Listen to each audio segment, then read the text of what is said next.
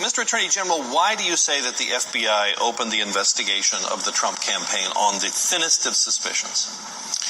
Well, I'm glad to get into the issue of predication, but let me just start out by saying that I think you have to put this in context. I think the heart of the IG's report really focused on how the investigation was conducted once it got going, and that is especially the very serious abuses of FISA that occurred, much of which has been, in my view, not accurately reported by the press over the last day. But in one area, I do disagree with the IG, and that was whether there was sufficient predication to open a full-blown counterintelligence investigation, specifically using the techniques that they did to collect intelligence about the Trump campaign. Well, as a policy matter, why not open an investigation on a thin pretext? I guess on the one hand, you could say it's a presidential campaign, it's very sensitive, you need better evidence. On the other hand, you could say it's a presidential campaign. We have to be very careful. There could be a threat to our political process. Well, I think probably from a civil liberties standpoint, the greatest danger to our free system is that the incumbent government use the apparatus of the state, principally the law enforcement agencies and the intelligence agencies, both to spy on political opponents, but also to use them in a way that could affect the outcome of the election. As far as I'm aware, this is the first time in history that this has been done to a presidential campaign, the use of these counterintelligence techniques against a presidential campaign. And we have to remember that in today's world, presidential campaigns are frequently in contact with foreign persons. And indeed, in most campaigns, there are signs of illegal foreign money coming in. And we don't automatically assume that the campaigns are nefarious and traitors and acting in league with foreign powers. There has to be some basis before we use these very potent powers in our core First Amendment activity. And here, I felt this was very flimsy. Basically, I think the department has a rule of reason, which is at the end of the day, is what you're relying on sufficiently powerful to justify the techniques you're using? And the question there is, how strong is the evidence? How sensitive is the activity you're looking at? And what are the alternatives? And I think when you step back here and say, what was this all based on? It's not sufficient. Remember, there was and never has been any evidence of collusion, and yet this campaign and the president's administration has been dominated by this investigation into what turns out to be completely baseless. Well, of course, it doesn't turn out that way at the beginning. At the start. So let's look at look at what the basis of it was. So in May 2016, apparently a 28-year-old campaign volunteer says in a social setting. This is George Papadopoulos. This is George Papadopoulos. And this was described by the foreign official who heard him, who couldn't remember exactly what was said, but it was characterized as a suggestion of a suggestion. He suggested that there had been a suggestion from the Russians that they had some adverse information to Hillary, which they might dump in the campaign. Well, what was going on in May? You may recall that we were in the thick of the investigation of Hillary Clinton's secret server.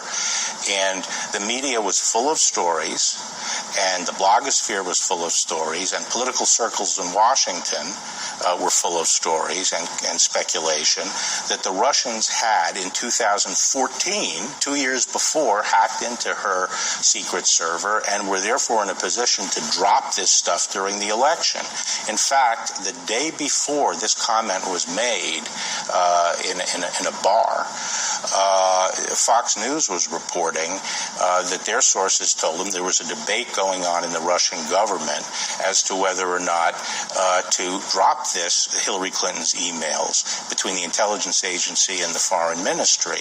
But that related to Hillary's server. So the FBI, what the FBI did is later, after the the DNC hack and the dumping through Wikipedia in July. WikiLeaks, in July, they get this information that this somewhat vague statement was made in a bar. And they jumped right into a full-scale investigation before they even went and talked to the foreign officials about exactly what was said. They opened an investigation of the campaign, and they used very intrusive techniques. They didn't do, I think, what would normally be done under those circumstances, which is to go to the campaign. And there certainly were people in the campaign that could be trusted, including a member of the Senate Judiciary Committee and the governor of New Jersey, former U.S. attorney. There were people to talk to. And what I find particularly inexplicable is that they talked to the Russians, but not to the presidential campaign. On August 4th, Brennan braced the head of Russian intelligence. He calls the head of Russian intelligence and says, "We know what you're up to. You better stop it." He did it again later in August, and then President Obama talked to President Putin in September and said, "We know what you're up to. You better cut it out." So they go and confront the Russians, who clearly are the bad guys, and they won't go and talk to the campaigns and say, what is this about? So the Inspector General says he found no evidence to indicate that the FBI's decision to start this investigation was based on political bias. Do you agree? Well, what he actually, I think you have to understand what the IG's methodology is, and I think it's the appropriate methodology for an Inspector General. He starts with limited information. He can only talk to people who are essentially there as employees, and he's limited to the information generally in the FBI.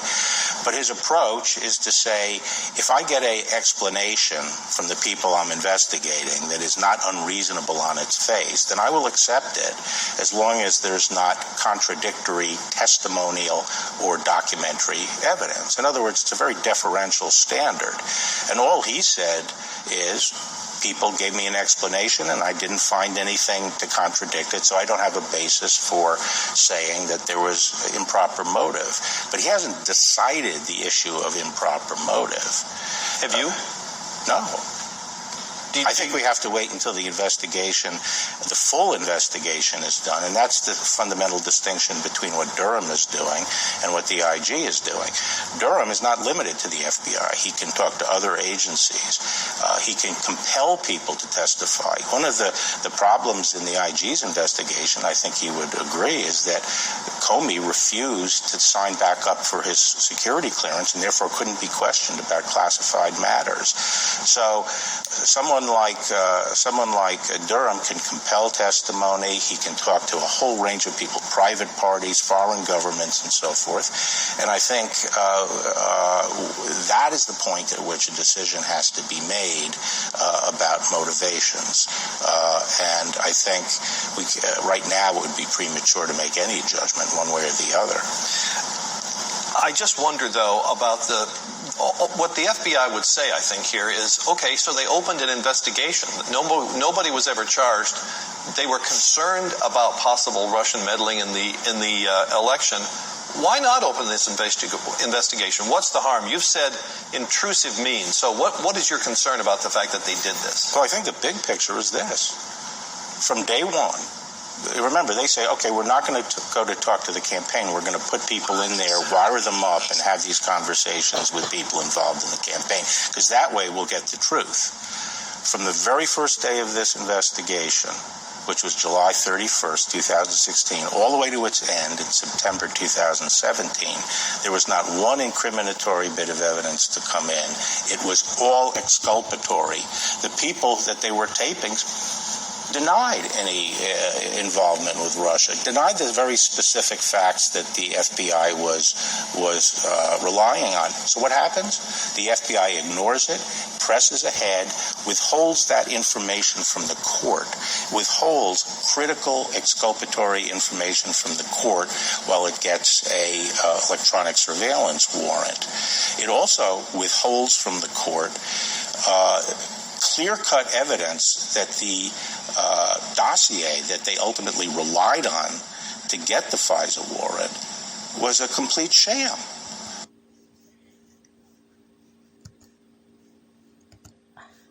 Now I'm going to read you what they found in the IG report. The decision to open an investigation, FBI investigation, on July 31st, 2016, known as Crossfire Hurricane, and 4 individual cases on current and former members of the Trump campaign: George Papadopoulos, Carter Page, Paul Manafort, and Mike Flynn. 2 out of those 4 are dirty. The early investigative steps taken, and whether the openings and early steps compiled with DOJ and FBI policies. Chapter 3. When I said 2 out of the 4 is dirty, that's my comments. The FBI's relationship with Christopher Steele, whom the FBI considered to be a confidential human source, CHS, its receipt, use, and evaluation of electronic reports from Steele, and its decision to close Steele as an FBI CHS, chapters 4 through 6.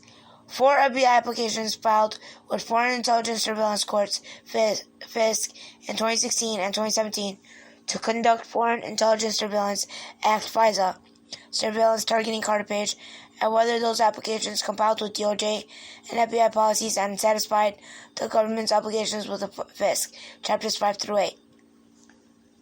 The interactions of DOJ Attorney Bruce Orr with Steele, the FBI Glenn Simpson of Fusion GPS, and State Department whether work Orr's spouse performed for Fusion GPS implicated ethical rules applicable to Orr, and Orr's interaction with DOJ's attorneys regarding the Manafort criminal case, Chapter 9, and the FBI's use of undercover employees, UCEs, and CHSs, other than Steele in a Crossfire Hurricane investigation, whether the FBI placed any CHS within a Trump campaign or tasked any CHS to report on a Trump campaign, whether the use of CHSs and UCEs compiled with DOJ and FBI policies, and the attendance of a Crossfire Hurricane supervisory agent and a counterintelligence briefings given in the 2016 presidential candidates and certain campaign advisors, Chapter 10.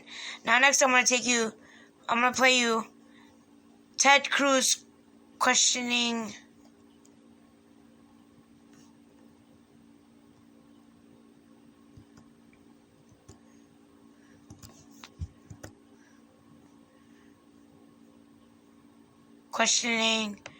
Horowitz. Here, listen. What I consider to be a stunning indictment of the FBI and the Department of Justice, of a pattern of abuse of power. And I will say both the Department of Justice and FBI for decades have had a great many honorable, principled professionals with a fidelity to rule of law. And this indictment, I'm an alumnus of the Department of Justice. This pattern of facts makes me angry, and it makes anyone who expects law enforcement to be nonpartisan and faithful to the law, it should make them angry as well. Now, the press has focused on your specific conclusion that you did not find evidence of political bias. That's a judgment you have. I disagree with that judgment. But I think that judgment is in many ways the least significant component of this report. I think the facts that are in this report need to be understood, and they should be deeply chilling to anyone who understands the facts in this report, and then people can draw the inference as to why that pattern of abuse occurred. Do you agree with that? I'm sorry. Do you agree with what he just said? I think everybody can. The purpose of this report is to lay out the facts for the public, and everybody can debate and decide what they think of this information. I absolutely agree. So this 434-page report outlines 17 major errors and misstatements that were made by the FBI or DOJ in securing FISA warrants. A number of them are deeply, deeply troubling. These are not typos. These are not small, inadvertent errors. These are grotesque abuse of power. Let's focus on a couple of them. The primary subsource. Primary subsource, and indeed the first error you note in the second, third, and fourth application for the FISA warrant is that the primary subsource reporting raised serious questions about the accuracy of the Steele dossier, which we now know was a bunch of malarkey, to use a term that's been in the news lately, and that the FISA court was not informed of that. Now let's get specifically, so the basis of this Steele report was what's referred to in your report as the primary subsource. That was the principal basis. And the FBI interviewed that primary subsource not once, not twice, but 3 times in January, March, and May of 2017. So that's the basis of this dossier. What did the primary subsource say? As the OIG report says, the interviews with the primary subsource raised, quote, significant questions about the reliability of the Steele reporting. What did the subsource say specifically? As your report goes on to say, it says Steele misstated or exaggerated multiple sections of the reporting. It says that portions of it, particularly the more salacious and sexual portions, were based on, quote, rumor and speculation. It says that some of the basis of that came from conversations with, quote, friends over beers and statements that were made in, quote, jest. And the primary subsource also says to take the other subsources, quote, with a grain of salt. Now, the FBI had that information, knew that the basis of this dossier was saying it's unreliable. And what did the FBI and DOJ do? In renewal application number 2 and number 3, the FBI advised the court, quote, the FBI found the Russian-based subsource to be truthful and cooperative with 0 revisions. You note that as the most significant misstatement, and that is going in front of a court of law, relying on facts that you know are unreliable without any basis. That was the number one. The number 2 major error in the applications was omitting Carter Page's prior relationship. Now, we now have evidence that Carter Page functioned as a source for a United States intelligence agency. That's a pretty darn important fact. If you're telling the FISA court, hey, the fact that this guy Carter Page, who I don't know this guy Carter Page, but the fact that he's talking to Russians, really suspicious. Well, the fact that he's serving as a source for U.S. intelligence agents is pretty darn relevant to why he's talking to Russians, because we have lots of sources that are talking to bad guys. And when you don't tell the court that, you're deceiving the court. But it's worse than just deceiving the court. Because, as the OIG report details, an assistant general counsel in the FBI altered an email, fabricated evidence, and reading from the OIG report, specifically the words, and not a source, had been inserted into the email. That email then was sent on to the officials responsible for making the decision to go forward. And as the report said,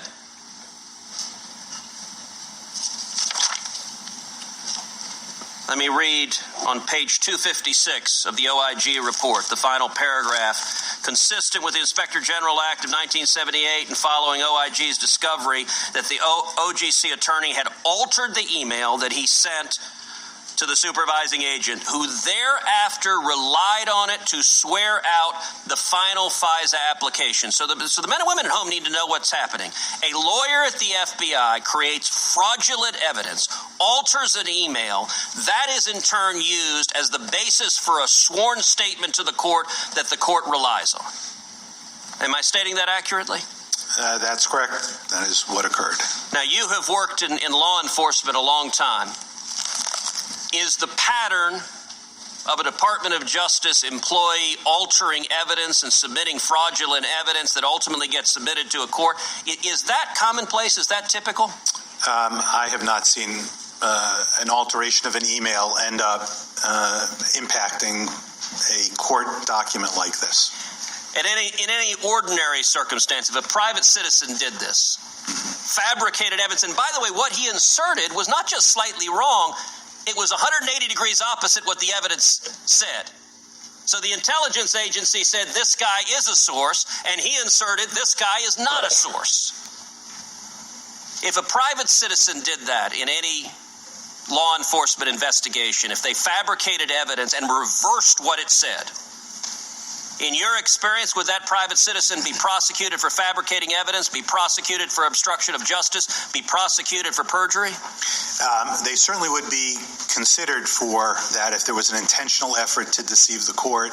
On this one, I'm going to defer because, as we noted here in the sentence you indicated, we referred that over to the Attorney General and the FBI Director for handling. Third major omission that the Department of Justice and the FBI did not tell the court is that this entire operation was funded by the DNC, was funded by the Hillary Clinton campaign and by Democrats. It was an Oppo research dump. Look, at some level, this is the most effective Oppo research dump in history because the Department of Justice and FBI were perfectly happy to be hatchet men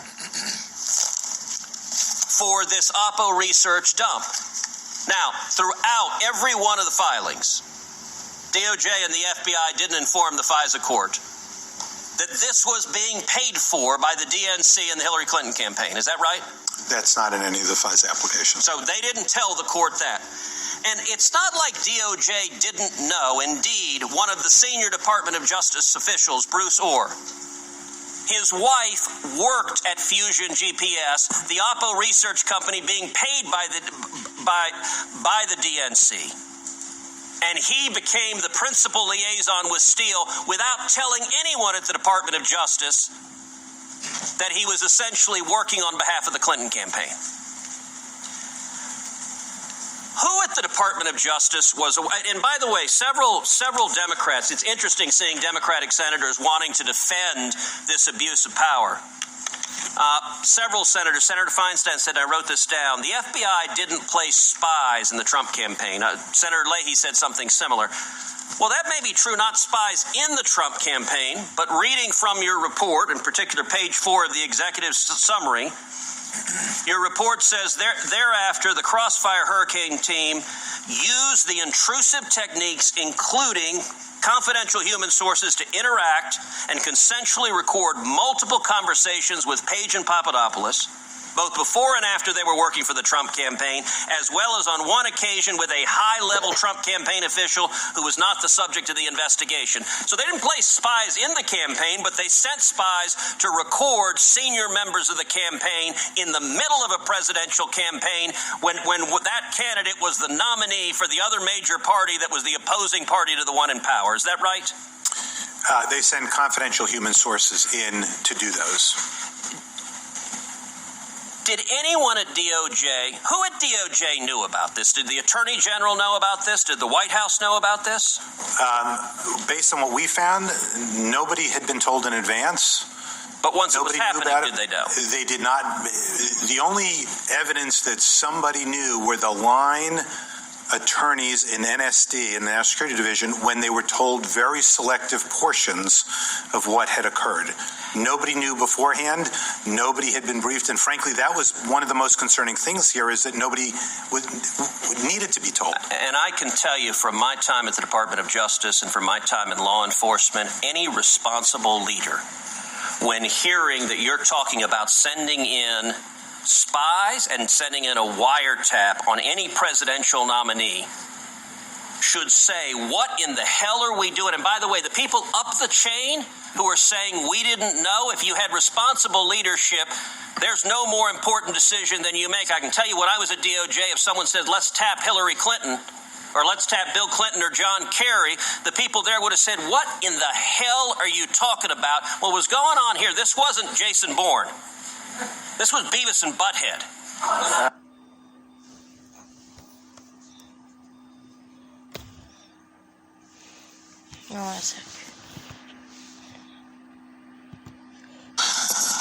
Would it be okay if they raise their hands? Is that all right? If they're okay with it.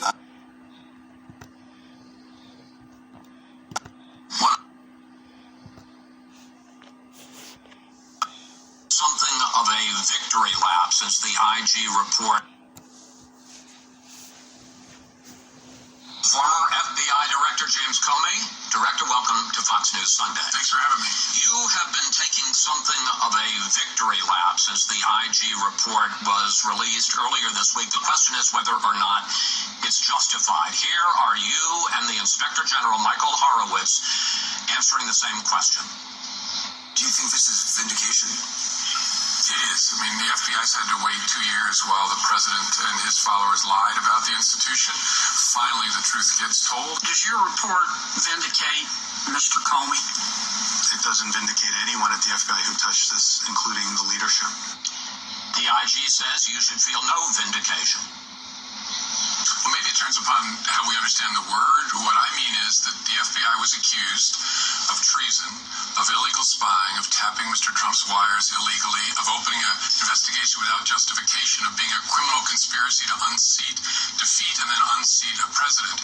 All of that was nonsense. I think it's really important that the Inspector General looked at that, and that the American people, your viewers and all viewers, understand that's true. But he also found things that we were never accused of, which is real sloppiness, and that's concerning. As I've said all along, has to be focused on. If I were director, I'd be very concerned about it and diving into it. Well, sloppiness may be a euphemism for what it is he found. One of his big concerns is the way the FBI handled the FISA applications and the warrants that allowed you to surveil Carter Page, who was a former foreign policy advisor to the Trump campaign. Again, here is what you said about the FISA process and what the Inspector General Horowitz said this week. Take a look. I have total confidence that the FISA process was followed and that the entire case was handled in a thoughtful, responsible way by DOJ and the FBI. We identified significant inaccuracies and omissions in each of the 4 applications. 7 in the first application and a total of 17 by the final renewal application. 17 significant errors in the FISA process, and you say that it was handled in a thoughtful and appropriate way. Yeah, he's right. I was wrong. I was overconfident in the procedures that the FBI and Justice had built over 20 years. I thought they were robust enough. It's incredibly hard to get a FISA. I was overconfident in those because he's right. There was real sloppiness. 17 things that either should have been in the applications or at least discussed and characterized differently. It was not acceptable. And so he's right. I was wrong. But you make it sound like you're a bystander, an eyewitness. You were the director of the FBI while a lot of this was going on, sir. Sure. I'm responsible for that. That's why I'm telling you, I was wrong. I was overconfident as director in our procedures. And it's important that a leader be accountable and transparent. If I were still director, I'd be saying exactly the same thing that Chris Wray is saying, which is we are going to get to the bottom of this. Because the most important question is it systemic? Are there problems in other cases? One of the central issues is the role that the Steele dossier played, which was Oppo research paid for by the Democrats, what role it played in getting the FISA warrants to surveil Page. Again, here's your version, and again, here's the Inspector General.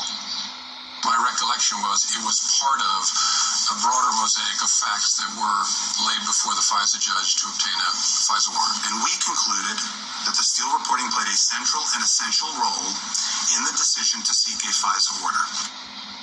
Horowitz says it wasn't part, as you told Brett Baer, it wasn't part of a broader mosaic. He said it played an essential role in establishing probable cause. In fact, he says, if it hadn't been for the Steele dossier, the FBI probably wouldn't have even submitted a FISA application that had been reviewed in April of 2016, or August rather of 2016. They decided not to do it. They get the Steele dossier, they do it. It wasn't part of a broader mosaic. That's what you said, sir. I'm not sure he and I are saying different things. What his report says is that the FBI thought it was a close call until they got the Steele report, put that additional information in, and that tipped it over to be probable cause. It's a long FISA application that includes Steele material and lots of other material. I don't think we're saying different things. Well, I think you are, sir, because he's saying, you're saying it's part of a broader mosaic. It's just one element. He's saying it was the tipping point. It's what brought it over. That doesn't make it part of a broader mosaic. It makes it the centerpiece of the whole FISA application and the ability to surveil Carter Page. Yeah, I don't understand him to be saying that. I could be wrong about that. Well, I got his quote here. He says, we concluded the Steele reporting played a central and essential role in the decision to seek a FISA warrant, that it pushed the FISA proposal over the line in terms of establishing probable cause. I mean, he says what he says. Words mean something. Yeah, I agree with his characterization. I'm just confused. I don't see the disconnect between the two of us, and I'm sorry that I'm missing it. Well, you don't see a difference between it's part of a broader mosaic and it played an essential role in establishing probable cause? It was one of a bunch of different facts that were assembled to apply to the court. It was the one that convinced the lawyers that they had enough now with that added to the pile to go forward. I guess the question is, it seemed that you were minimizing the role of the Steele dossier, and he's saying it's a lot more important than you let on. Okay, if I was, then I'm sorry that I did that, but I meant it was one part of the presentation to the court. It was not a huge part of the presentation to the court, but it was the fact, according to his report, that convinced the lawyers to go forward. All right, then there's the issue of how reliable the Steele dossier, in fact, was. On January 6, 2017, in the Trump Tower, you brief Donald Trump, president-elect, about the Steele dossier. That same month, the FBI talks to Steele's main Russian contact, the main person on whom he based the dossier, who says, according to the IG report, quote, Steele misstated or exaggerated the primary subsource's statements in multiple sections of the reporting. Director Comey, not only do you fail to go back to the president-elect or president after January 20th and tell him, oh, you know that report I briefed you on? Turns out it's bunk. But the FBI goes back and renews its FISA application 3 more times. And by this point, the FBI knows that the Steele reporting is not credible. Yeah, I think you're mischaracterizing both what the FBI knew and what Mr. Horowitz says in his report. They didn't conclude the reporting from Steele was bunk. They concluded there were significant questions about the reliability of some of the subsource. Here's a message to all my friends. Let me tell you about something that's happening, about a movement called the Great Awakening. The QAnon phenomenon is going mainstream. This time is coming round to use the evidence and bring them down. And we'll all just laugh as they fall and crawl, 'cause where we go one, we go